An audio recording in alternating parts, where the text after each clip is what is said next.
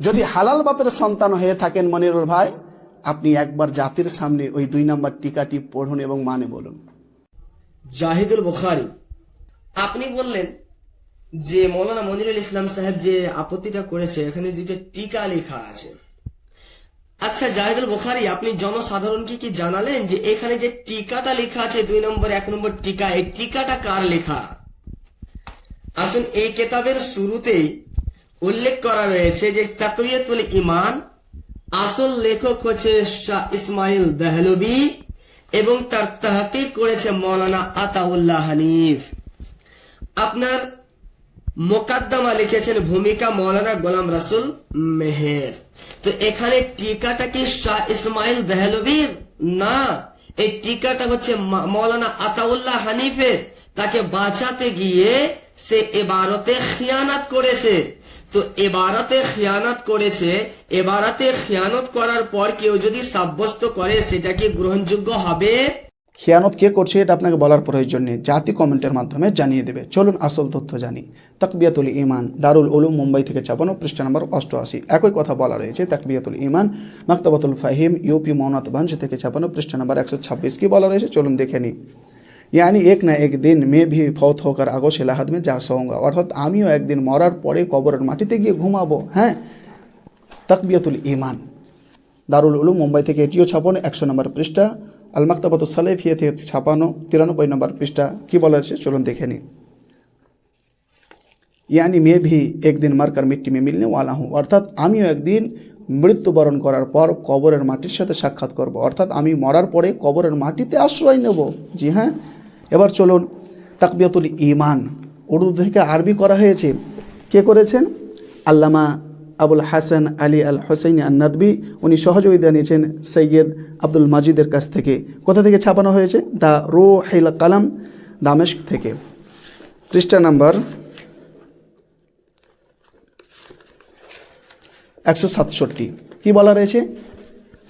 শাহ ইসমাইল শহীদ মোহাম্মদ সাল্লাল্লাহু আলাইহি সাল্লামের দিকে নিসবত করে বলছেন ফায়ামুতু ফায়ুদফান, মোহাম্মদ সাল্লাল্লাহু আলাইহি সাল্লাম মৃত্যুবরণ করবেন, তাকে কবরের মাটিতে দাফন করা হবে। চলুন এবার আমরা বাংলা তাকবিয়াতুল ঈমান, যেটি ছাপিয়েছেন ঢাকা বাংলাদেশ থেকে লেখক মোহাম্মদ মুজাম্মিল, পৃষ্ঠা নম্বর 103। সেখানে বলা রয়েছে কি আমরা দেখে নিই একটু। অর্থাৎ একদিন আমিও মরে কবরে আশ্রয় নিব।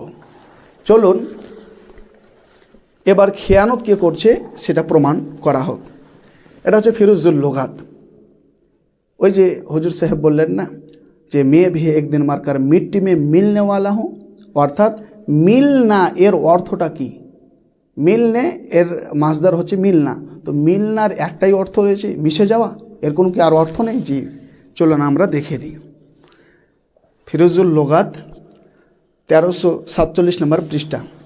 প্রায় 19টি অর্থ রয়েছে, তার মধ্যে একটি অর্থ হচ্ছে মোলাকাত, মানে আমিও একদিন মরে কবরের মাটির সাথে সাক্ষাৎ করব, অর্থাৎ আমি কবরের মাটিতে আশ্রয় নিব, সেখানে আমি ঘুমাবো।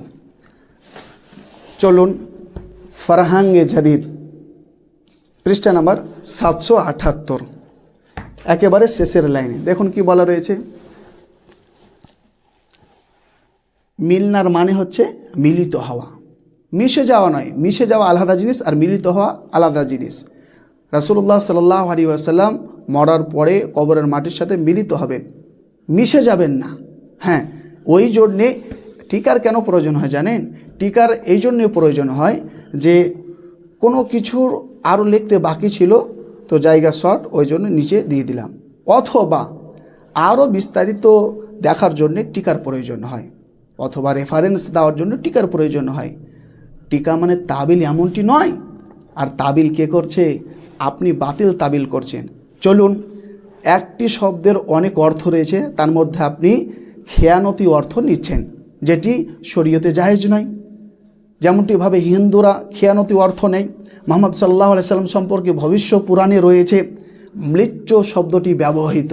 হ্যাঁ, মৃচ্চ মানে কি? মুহাম্মদ সাল্লাল্লাহু আলাইহি সাল্লামের পরেই যে শব্দটি ব্যবহার হয়েছে যে মুহাম্মদ সাল্লাল্লাহু আলাইহি সাল্লাম হবেন মৃচ্চ। হিন্দুরা, কিছু হিন্দু এর অর্থ করে লুচ্চা, নাউজুবিল্লাহ, মোহাম্মদ সাল্লাল্লাহু আলাইহি সাল্লাম হবেন লুচ্চা। আসলে এই লুচ্চা শব্দের একটি অর্থ নয়, একাধিক অর্থ রয়েছে। তার মধ্যে একটি হচ্ছে বিদেশি, বহিরাগত। তো মোহাম্মদ সাল্লাল্লাহু আলাইহি সাল্লাম বিদেশি, এটি সঠিক অর্থ। আর খেয়ানতিভাবে হিন্দুরা ওই লুচ্চা অর্থটা নেয়। যেমনটিভাবে আপনি খেয়ানতি করে একজন মুসলমানকে কাফের বলে ফতোয়া দেওয়ার জন্যে আপনি নিজে থেকে মন গড়া কথা বলছেন। আমি যতগুলো কথা বললাম বই থেকে।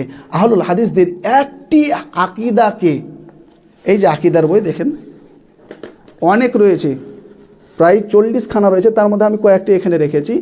একটি আকিদাকে বাতিল প্রমাণ করে দেখান, জীবনে কোনো দিন জাতির সামনে বক্তব্য দেব না। আর নইলে আপনাকে বাপদাদার ধর্ম ছেড়ে আল্লাহ এবং তার রাসূলের দেওয়া ধর্মকে পালন করতে হবে তওবা করে।